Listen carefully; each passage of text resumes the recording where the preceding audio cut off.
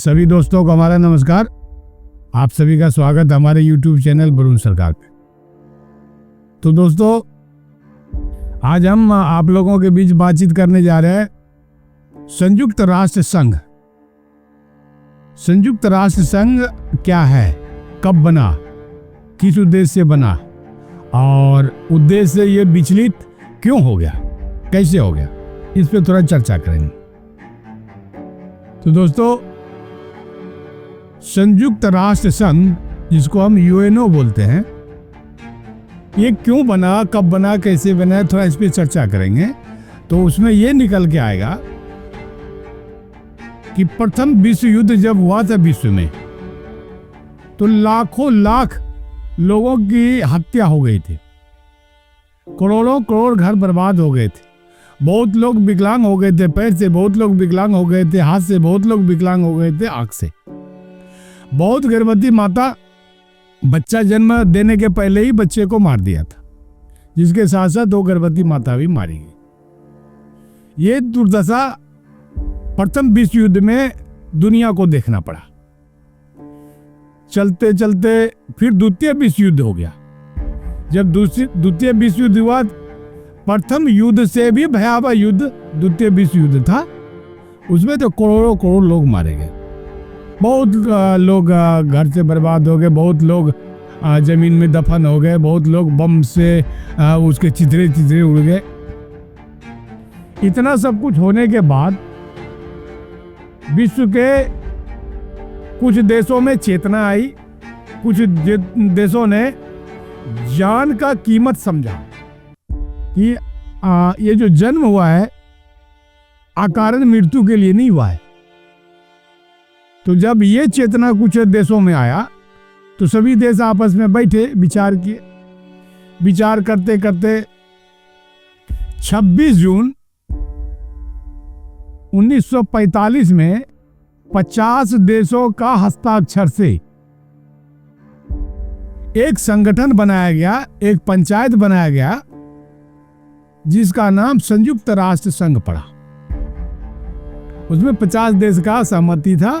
सहमति तो बहुतों देश का और भी था, लेकिन 50 देश का हस्ताक्षर था। आइए अब ये जानते हैं कि इसका उद्देश्य क्या था, संयुक्त राष्ट्र संघ का उद्देश्य क्या था। तो संयुक्त राष्ट्र संघ का उद्देश्य तो थोड़ा थोड़ा आप समझ ही चुके होंगे कि क्या उद्देश्य होगा। मैं आपको बताना चाहता हूं। संयुक्त राष्ट्र संघ चूंकि पूरे विश्व का एक महापंचायत था, वहां बड़े बड़े देश के शासनाध्यक्ष बैठे हुए थे, तो उन लोगों ने एक ऐसा ड्राफ्ट तैयार किया, एक ऐसा कानून तैयार किया, जिसमें लिखा गया कि अब के बाद कोई देश किसी दूसरे देश से युद्ध नहीं करेगा। अगर युद्ध होने की स्थिति आ भी जाती या युद्ध हो भी जाता है, तो संयुक्त राष्ट्र संघ का ये कर्तव्य बनता है और अधिकार भी है कि उस दोनों देश के बीच युद्ध को रोकवाया जा सके। एन कैन प्रकार, समझा के रोकवाना है, समझा के रोकेंगे, नहीं समझा के मानता, बल से रोकवाना है, बल से रोकवाएंगे। ये एक नियम था। दूसरा नियम था, विश्व में मानव जाति का जो अधिकार है, उस अधिकार का कोई व्यक्ति है, कोई बलशाली व्यक्ति उसके अधिकार का दमन ना कर ले। तो उस पे भी एक कानून बना कि सभी मानव जाति के सभी लोगों का अधिकार और कर्तव्य समझाया जाएगा, उन्हें बताया जाएगा, और उनके अधिकार की सुरक्षा की गारंटी संयुक्त राष्ट्र संघ का होगा। मानव कल्याण तीसरी बात थी, तीसरा उद्देश्य था मानव कल्याण। संयुक्त राष्ट्र संघ ऐसा प्रपोजल लाएगा, ऐसा प्रस्ताव लाएगा, ऐसा कुछ नियम बनाएगा, सार्थक नियम जिसको कहते हैं, ऐसा नियम बनाया जाएगा कि विश्व में छोटे छोटे, गरीब से गरीब, कमजोर से कमजोर देश के लोगों का मानव कल्याण के लिए कुछ योजना बनाया जाएगा, और उससे मानव कल्याण होगा और मैत्रीपूर्ण संबंध भी बढ़ाया जाएगा। एक नियम था कि भाई विश्व में जितने भी प्राकृतिक संसाधन हैं, जैसे समंदर हो गया, पहाड़ हो गया, पर्वत हो गया, तो कोई देश सार्वजनिक रास्ते पे, समंदर का जो रास्ता सार्वजनिक है, पहाड़ से होकर के जो सार्वजनिक रास्ता जा रहा है एक देश से दूसरे देश के लिए, उसका अतिक्रमण ना करे। और अगर कोई अतिक्रमण करता है कोई देश, तो संयुक्त राष्ट्र संघ उसे दंडित करेगा और वो रास्ता खुलवाया जाएगा। ऐसे बहुत सारे नियम बने। तो ये मुख समाज के लिए, विश्व के लिए जो कल्याणकारी नियम था, उस पर मैंने चर्चा की। अब आइए, संयुक्त राष्ट्र संघ का ये जो संरचना था कैसा था।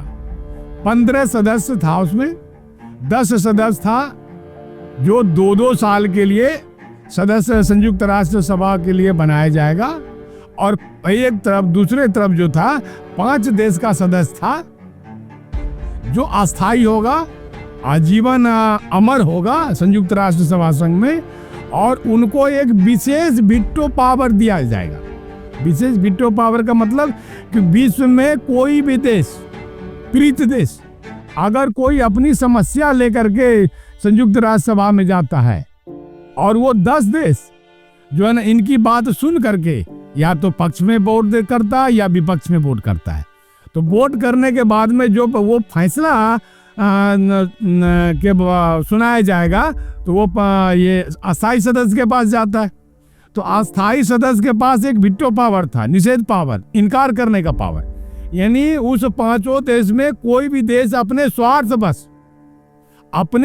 बस उस समस्या को सुनने से पहले ही रोक देगा, निषेध कर देगा। नहीं, ये समस्या मुझे सुनना ही नहीं, ये समस्या यहाँ लाने लायक है ही नहीं, ये समस्या का निपटारा हम लोग नहीं, आप लोग आपस में कर लो। यानी वीटो पावर लगा देना, निषेध पावर लगा देना। तो एक तरफ क्या था, वो 10 देश कमजोर देश था, मजलिम देश था, और जिसके पास में मात्र 2 साल सदस्य के रूप में रहना था, और उनको वोटिंग करना था। उनकी वोटिंग का निर्णय गलत है या सही, उसका भी निर्णय वो 5 सदस्य करने वाले हैं जो अस्थायी सदस्य थे। यानी उस 10 सदस्य का कोई औचित्य ज्यादा था नहीं, ज्यादा औचित्य था इन 5 जो अस्थायी सदस्य थे, जिसमें था अमेरिका, ब्रिटेन, रसिया, फ्रांस और चीन। नोट करने वाली एक बात है, उस समय भारत को भी प्रस्ताव आया था कि अस्थायी सदस्य में आपको भी लेना है। तो जवाहरलाल नेहरू साहब ने बोला कि नहीं, हमें ये सब चीज़ की कोई ज़रूरत नहीं है, आप हमारे बदले चीन को दे दीजिए। तो वो चीन को दे दिया गया, ये शॉर्टकट बात है, वो चीन को दे दिया गया, और चीन तब से अस्थायी सदस्य हैं संयुक्त राष्ट्र संघ। ठीक, आइए, अब यहीं से खेल शुरू होता है। स और मात का खेल जो विश्व में शुरू हुआ, यहीं से खेल शुरू होता है। ये 5 देश जो थे संयुक्त राष्ट्र संघ में जज बन के बैठ गए, सुप्रीम कोर्ट का जज बन के बैठ गए कि गलत फैसला करना है तो भी मुझे करना है, सही करना है तो भी मुझे करना है, कोई रोकने वाला नहीं, कोई टोकने वाला नहीं, कोई मुझे राय देने वाला नहीं, मैं किसी के राय मानने वाला भी नहीं। तो ये लोग 5 देश जज बन के बैठ गए। किस पे? एक तो संयुक्त राष्ट्र संघ पे बैठ गया, कब्जा करके बैठ गया। संयुक्त राष्ट्र संघ हमारा है, हम जैसे चाहेंगे वैसे चलेगा, हम जो कानून पास करना चाहेंगे विश्व में किसी देश के लिए वही कानून पास होगा, जो कानून अगर हम फेल करना चाहते हैं तो विश्व में वो कानून फेल होगा। ये सह और मात का खेल इन 5 देशों का चलना शुरू हो गया। क्यों? वो इसलिए कि वो 5 देश जो अस्थायी सदस्य बनना था, तो इस संघ में शुरू में ही लड़ाई हो गई थी कि सबसे ताकतवर, सबसे संपन्न देश मैं हूं, मैं रहूंगा। वो कह रहा है सबसे ताकत देश, सबसे संपन्न देश मैं ही रहूंगा। ऐसे नूरा कुश्ती करते करते, लड़ाई झगड़े करते करते ये 5 देश ने फाइनल कर लिया, ये इस अस्थायी सदस्य में हम 5 को रहना है, वो लोग रह लिए। ठीक है जी, उद्देश्य तो आपको मैंने बता दिया। अब देखिए इन लोगों ने क्या करना शुरू किया। इन लोगों ने उद्देश्य के विपरीत चलना शुरू कर दिया। ताकतवर था, संपन्न था आर्थिक दृष्टिकोण से, सैन्य बल से भी ताकतवर था, और यूएनओ में वीटो पावर भी इनको था। अब इनको कौन कहेगा? सही है भाई कुतवाल, अब डर काहे का। तो इन पांचों देश में से जो देश जिस कमजोर देश पे चाहा आक्रमण किया, मारा पीटा काटा लूटा, उनका जमीन छीन लिया, उनका जल संसाधन में कब्जा कर लिया, उनका पेट्रोलियम पदार्थ पे कब्जा कर लिया, किसी को गेहूँ 2000 टन छीन लिया, किसी का 100 टन जो है ना चावल छीन लिया, किसी का कुछ कर लिया। यानी इन लोगों का उद्देश्य अब ये हो गया कि मैं ताकतवर हूँ, मुझे कोई नहीं रोक सकता। तो विश्व में कमजोर देश, विश्व में गरीब देश के ऊपर ये अत्याचार और दमनकारी नीति थोपना शुरू कर दिया। ये हो गया। दूसरा, अरे लड़ाई तो देश देश में होता, अब तब इनको रोकना होता यूएनओ को। अब लड़ाई ही यही पांचों देश दूसरे छोटे छोटे देश को लड़ाना शुरू किया, युद्ध करवाना शुरू किया। जानते क्यों? निहित स्वार्थ के लिए। वो इसलिए कि अगर दो देश में लड़ाई होगी तो उसके पास बम बारूद पटाखे कहाँ से आएंगे, मिसाइल कहाँ से आएंगे? मेरे से खरीदेगा, मैं करोड़पति बनूंगा, मैं अरबपति बनूंगा, मैं खरबपति बनूंगा। इस यानी कि अस्त्र शस्त्र बेचने के चक्कर में वो पांचों देश में कंपटीशन हो गया। तो कोई उधर दो देश को लड़ा रहा है, युद्ध करवा रहा है, तो उसको अस्त्र शस्त्र दे रहा है। कोई उधर दो देश को लड़ा है, उसको अस्त्र शस्त्र दे रहा है। कोई तीसरे दो देश को लड़ा है, अस्त्र शस्त्र दे रहा है। इन पांचों के बीच में कंपटीशन बन गया कि कौन कितने देश में, गरीब देश में लड़ाई करवा सकता है, युद्ध करवा सकता है, और अपना सामान, अपना बम बारूद पिस्तौल कितना बेच सकता है। ये कंपटीशन इन पांचों के बीच हो गया। अब आइए, उसके बाद क्या हुआ? इन लोगों ने जो प्राकृतिक संसाधन है, प्राकृतिक संसाधन पे भी हमला करना शुरू कर दिया, कमजोर देश के और गरीब देश के संसाधन पे। पेट्रोलियम पदार्थ छीन लिया, उनका कुआं छीन लिया, उनका कुछ जमीनें छीन ली, उनका कई हेक्टेयर क्षेत्रफल छीन लिया। और समुद्री जो आम रास्ता, समुद्र में जो आम रास्ता है एक देश से दूसरे देश में व्यापार करने का, वो आम रास्ता पे भी अपना जो है ना ये 2-4 को युद्धपोत लगा दिया। बोला भाई ये जगह तो हमारा है, इधर से मैं जाने नहीं दूंगा। हैं वो चाइना सी में आज भी आप देख रहे होंगे कि चाइना वाला जाने नहीं दे रहा है, नहाने दे रहा है। तो इस तरह का कोई एक टापू को कब्जा कर लिया, तो कोई उस समुद्री क्षेत्र को कब्जा कर लिया, तो कोई पूरे समुद्र पे दावा ठोकने लगा। कोई किसी टापू पे, कोई किसी पहाड़ पे कब्जा कर लिया, कोई किसी दूसरे देश के पहाड़ पर्वत पे कब्जा कर लिया, जमीन पे कब्जा कर लिया। और ऐसे करके इन पांचों देश ने मानव कल्याण के बदले, मानव का अधिकार का सुरक्षित करने के बदले उन लोगों को मारना पीटना, लड़ाई झगड़े करना, करवाना, युद्ध करवाना, बम बारूद बेचना, यही इन लोगों का काम रह गया। ठीक है जी। उसके बाद विश्व में और भयावह स्थिति बनती जा रही थी। और जानते हैं एक बात, संयुक्त राष्ट्र सभा का जो महा सेक्रेटरी है, जो अध्यक्ष है, उनका तो कुछ चला ही नहीं, उनका कुछ चलता ही नहीं। ना कल चला था, ना आज चल रहा है, ना भविष्य में चलेगा। क्योंकि ये पांचों देश ताकतवर हैं। ये पांचों देश मिलकर के जो है ना उस पे यूएनओ पे कब्जा कर रखा है, तो किसी का चलने नहीं देना। अब क्या हुआ कि भारत उसी समय से लड़ता आ रहा था कि हमें भी अस्थायी सदस्यता मिलनी चाहिए, और हमें ही नहीं, इन इतने वर्षों में जो 70-80 वर्ष पहले बना था यूएनओ, संयुक्त राष्ट्र संघ, उसके कानून कायदे बहुत पुराने हो गया। उस समय की परिस्थिति अलग थी, उस समय के मानव का स्वभाव अलग था, उस समय मानव का दिमाग अलग था। तो उस परिस्थिति का बना हुआ कानून कायदा अब बहुत पुराना हो चुका और प्रचलित हो चुका। अब ये चलने लायक नहीं रहा। इसमें बदलाव किया जाए और उसमें उन देशों को भी लिया जाए, अस्थायी सदस्य वाले टीम में उन कई देशों को भी लिया जाए जो इसमें आने लायक हैं, जो अब उस लायक हो गए हैं कि अस्थायी सदस्यता वाला सीट पे वो आ सकता है। इसकी लड़ाई लगभग 20-25 साल से हमारे देश की जो भी सरकार रही लड़ रही थी, कामयाबी नहीं मिल पा रहा था। कभी कोई बिट्टो लगा देता था, कभी चाइना बिट्टो लगा देता था, तो कभी अमेरिका फ्रांस से वीटो लगवा देता था, तो कभी अमेरिका खुद ही कह देता था इसलिए कभी भारत नहीं है, इसलिए कभी फलना देश नहीं, इसलिए कभी चिल्ला देश नहीं। भारत अपनी लड़ाई जारी रखा। अभी फिलहाल